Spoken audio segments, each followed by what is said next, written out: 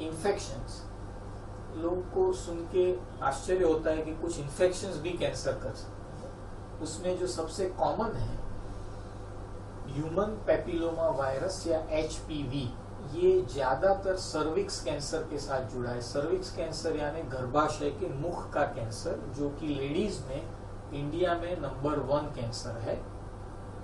और ये इन्फेक्शन फैलता है पुअर हाइजीन के कारण, माने स्वच्छता के अभाव, उसके कारण, और मल्टीपल सेक्सुअल पार्टनर्स। सो ये दोनों मुख्य कारण हैं जिससे सर्विक्स के इन्फेक्शन होने की संभावना बढ़ जाती है।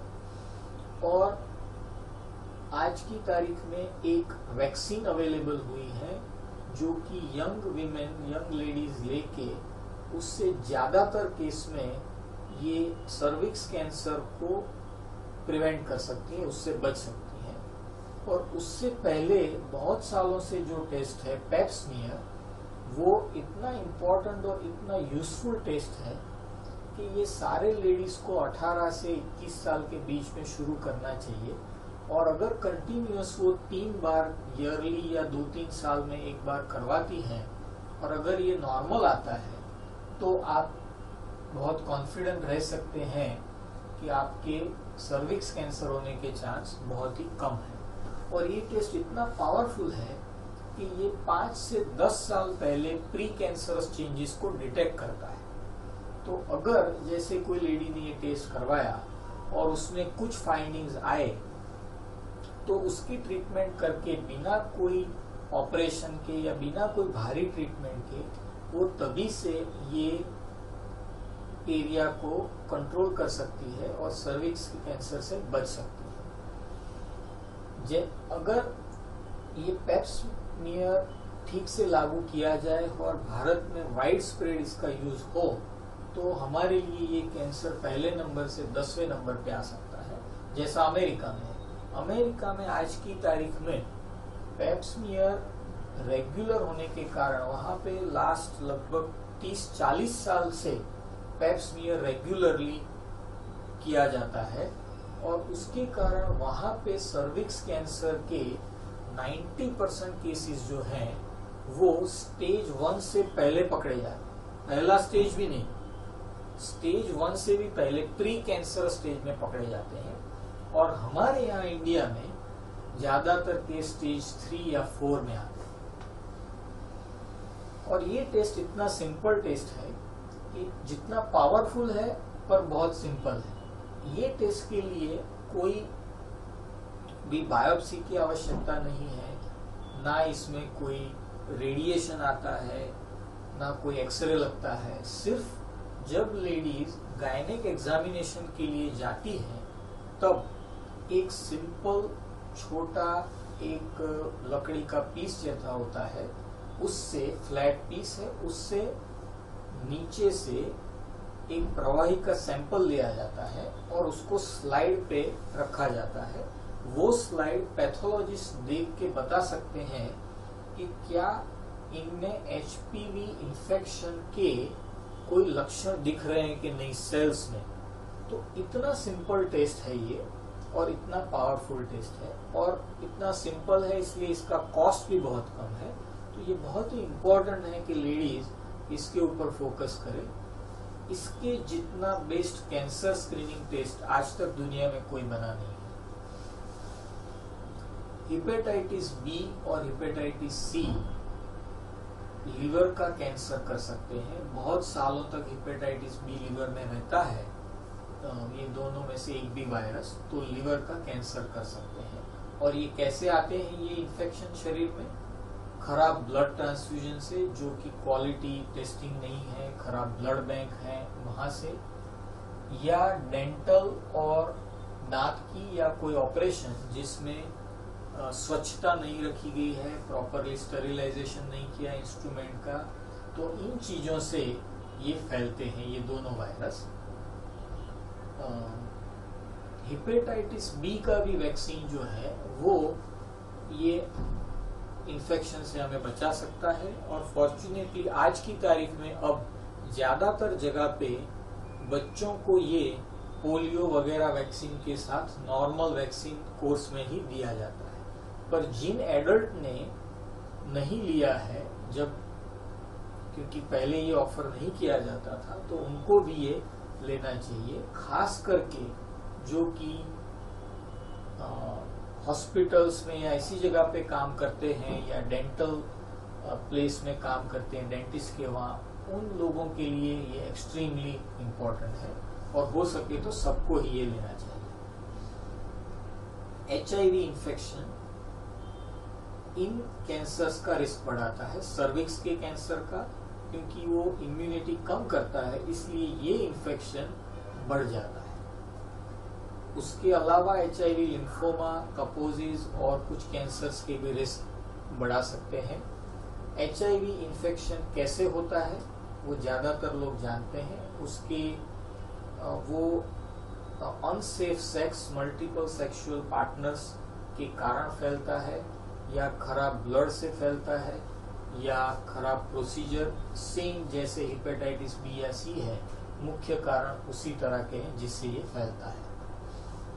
तो इससे बचने के लिए सिंपल, जो हमें बहुत सालों से सबको सिखाया जाता है, सब धर्म में सिखाया जाता है कि अपने पार्टनर के साथ लॉयल रहें और इससे और इतने गंभीर रोगों से आप बच सकते हैं। और क्या कर सकते हैं हम? जो हाइजीन, स्वच्छता रखने से HPV जैसे वायरस से हम बच सकते हैं, जिससे सर्विक्स का और अब कुछ मुंह के कैंसर भी HPV वायरस से होते हैं, ऐसा जाना गया है।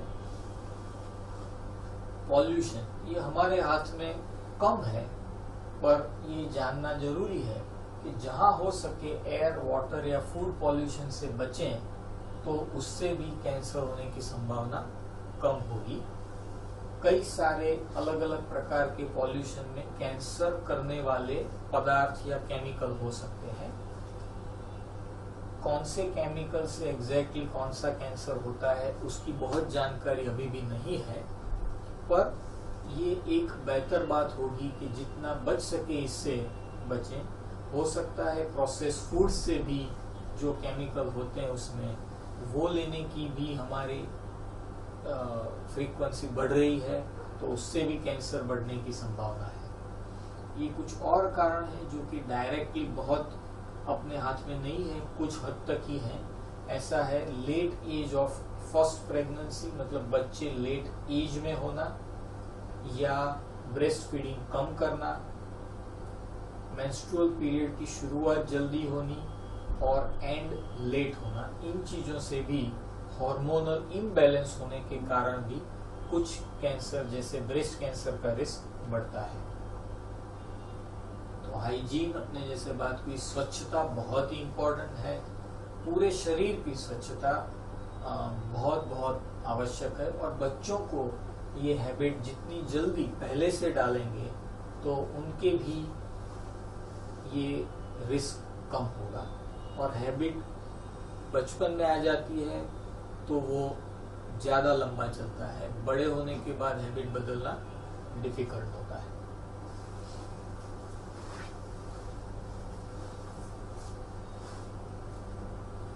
तो आइए कुछ आगे और बात करते हैं। एक बहुत ही इम्पोर्टेंट कंसेप्ट ये है कि जितना कम एज में रिस्क शुरू होगा, उतना कैंसर होने की संभावना बढ़ेगी। वो चाहे ओबेसिटी या ज्यादा वेट हो, या खराब डाइट हो, या तंबाकू हो। पहले हम कैंसर्स देखते थे बहुत ज्यादा उम्र में, तंबाकू से होने वाले, जैसे मुंह के कैंसर हम 40-50 साल की उम्र के बाद देखते थे। अब जो है 20 साल के, 25 साल के लड़के, हम उनको बच्चे ही बोलेंगे इवन, ऐसे लोगों में मुंह का कैंसर हो रहा है। और क्यों? क्योंकि ये बहुत कम उम्र में तंबाकू खाना शुरू कर देते हैं। तो जितना कम उम्र में शुरू करेंगे उतना रिस्क बहुत ज्यादा रहेगा, क्योंकि तब जो है बॉडी डेलिकेट है, टिश्यूज जो है अपने ग्रोइंग फेज में वो बहुत डेलिकेट होते हैं, और तब जितने खराब केमिकल, खराब हैबिट का उसके असर होगा वो बहुत ही ज्यादा होता है।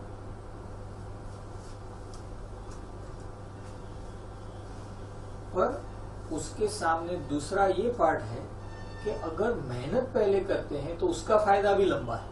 तो अगर कम उम्र में अच्छा डाइट लेते हैं, अच्छा एक्सरसाइज करते हैं, रेगुलर एक्सरसाइज, वेट मेंटेन करते हैं, तो उसका फायदा भी आपको बहुत सालों तक मिलेगा। पहले ये हमारे बड़े ये कहते थे कि ये अभी जो आप बचपन में खाएंगे, अच्छा खाएंगे, तो आपको ओल्ड एज में भी काम आएगा। तो शायद उनके साइंस की नॉलेज हमारे से बहुत ज्यादा थी, तो ये पहले से उन्होंने ये पता था कि क्यों बचपन से ही अच्छा खाना चाहिए और वो कैसे आगे चल के रोग कम करेंगे। मुझे अब ये जब रिसर्च आ रहा है हमारे कैंसर के फील्ड में, तब ये और दिख रहा है कि ये शायद ना सिर्फ हड्डियों के या जनरल स्ट्रेंथ के लिए था, पर शायद ये कैंसर और भी बड़ी बीमारियों के लिए भी ये अप्लाई होता होगा। तो ये बहुत ही इम्पोर्टेंट है कि आप बच्चों में अभी से गुड हैबिट्स डालें। हमने बात की आगे पेप स्मीयर की, बहुत ही इम्पोर्टेंट अर्ली डिटेक्शन के लिए, क्योंकि जैसे देखा कि अपने प्रिवेंशन के लिए अपने से हो सके सारी चीजें करें, फिर भी कुछ चांस रहते हैं कि कैंसर फिर भी हो सकता है। तो इसलिए केयरफुल रहना बेहतर है। आज की तारीख में सबसे बढ़िया जो टेस्ट है वो है पेप स्मीयर, सर्विक्स कैंसर के अर्ली डायग्नोसिस के लिए। अनफॉर्चुनेटली और कोई भी टेस्ट जो है वो इंडियन पॉपुलेशन के लिए कोई उतना एस्टैब्लिश नहीं है। मैमोग्राम करके जो एक एक्सरे है स्पेशल प्रकार का, वो ब्रेस्ट कैंसर के लिए रेकमेंड किया जाता है अर्ली प्रिवेंशन के लिए, पर वो कंट्रोवर्शियल है। उसका फायदा कितना है, नुकसान कितना है, उसके बारे में डिबेट सालों से चल रही है। और यूरोप, अमेरिका, जहाँ पे हमारे से 10 गुना ज्यादा ब्रेस्ट कैंसर है, उनको भी अब ये लग रहा है कि शायद इसका फायदा इतना नहीं है जितना सोच रहे थे।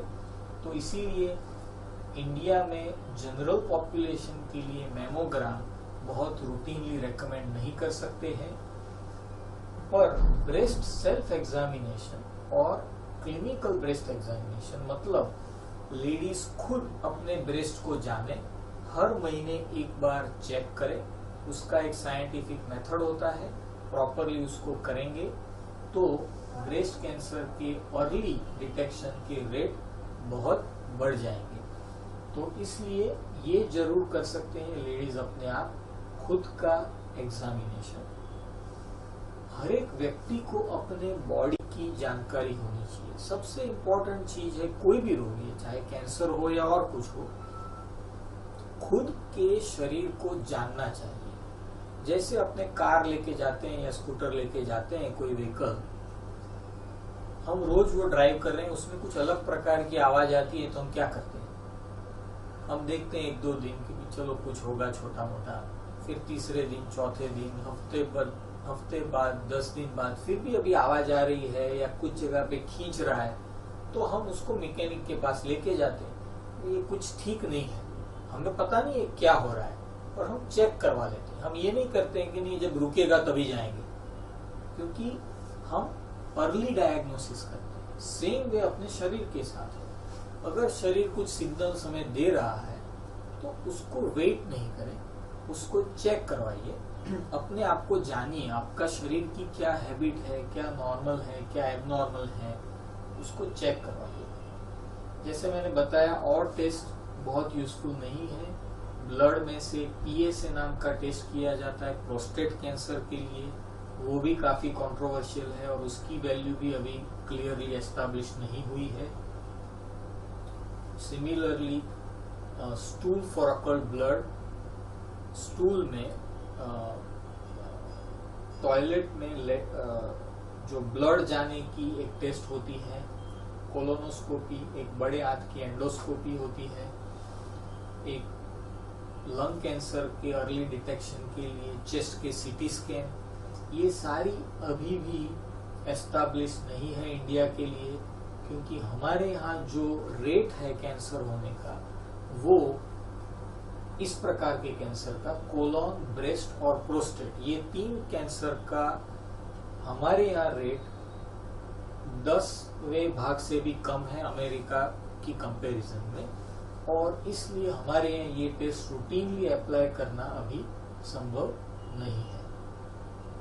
पर एनुअल हेल्थ चेकअप एक चीज है जो जरूर करवानी चाहिए एटलीस्ट 35-40 इयर्स की उम्र के बाद, क्योंकि एनुअल हेल्थ चेकअप में ना सिर्फ कैंसर और भी कोई बीमारी हो तो अर्ली डायग्नोसिस हो सकता है।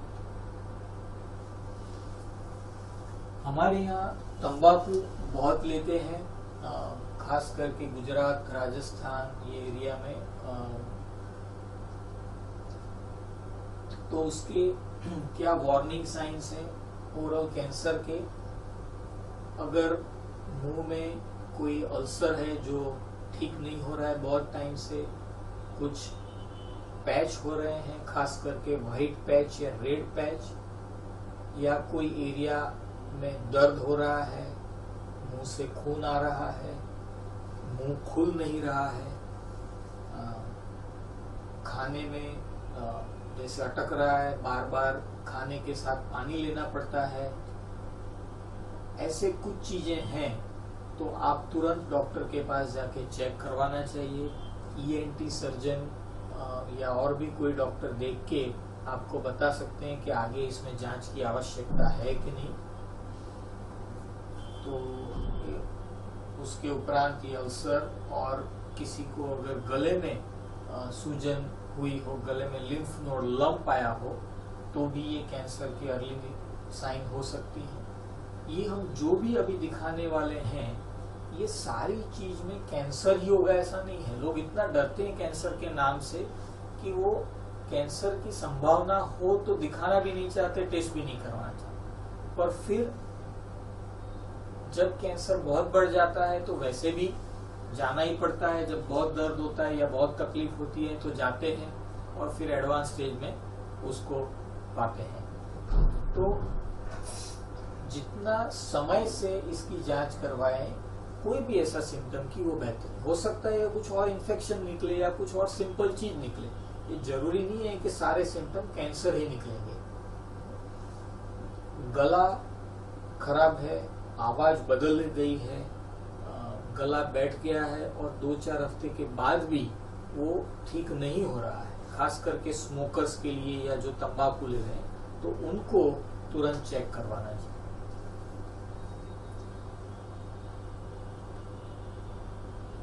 ब्रेस्ट में अगर लंप है, गांठ है, तो जांच करवानी चाहिए। याद रहे, ज्यादातर कैंसर के लंप ब्रेस्ट हैं या गले में है या शरीर में और कोई जगह पे है, मेजोरिटी में शुरू में पेन नहीं होता है, दर्द नहीं होता है। कई लोग ये सोचते हैं कि दर्द नहीं है तो ये कैसे इतनी गंभीर बीमारी हो सकती है, और दर्द नहीं है तो मुझे कोई जांच कराने की आवश्यकता नहीं है। ये बहुत बड़ी गलतफहमी है। ज्यादातर कैंसर अर्ली स्टेज में पेन नहीं करते। उसके उपरांत निपल में से डिस्चार्ज आ रहा है, खास करके ब्लड वाला डिस्चार्ज आ रहा है, ब्रेस्ट के साइज में, शेप में, या उसके ऊपर के स्किन में चेंज आ रहा है, कुछ कलर बदल रहा है, या स्किन अंदर जा रही है, ऐसे कोई भी चेंज होते हैं तो ये कैंसर के अर्ली साइंस हो सकते हैं। कई लोग जो रेगुलरली स्मोकिंग करते हैं उनको खांसी होती है, जिसको स्मोकर्स कॉफ बोलते हैं। तो पर अगर कैंसर होता है तो ये स्मोकर्स कॉफ की पैटर्न बदल सकती है। अगर उसकी पैटर्न बदली है तो भी आपको जरूर दिखाना चाहिए। ये नहीं माने कि हमें खांसी तो सालों साल से है, पर ये अलग प्रकार की खांसी है, इसका मतलब शरीर के अंदर कुछ हो रहा है।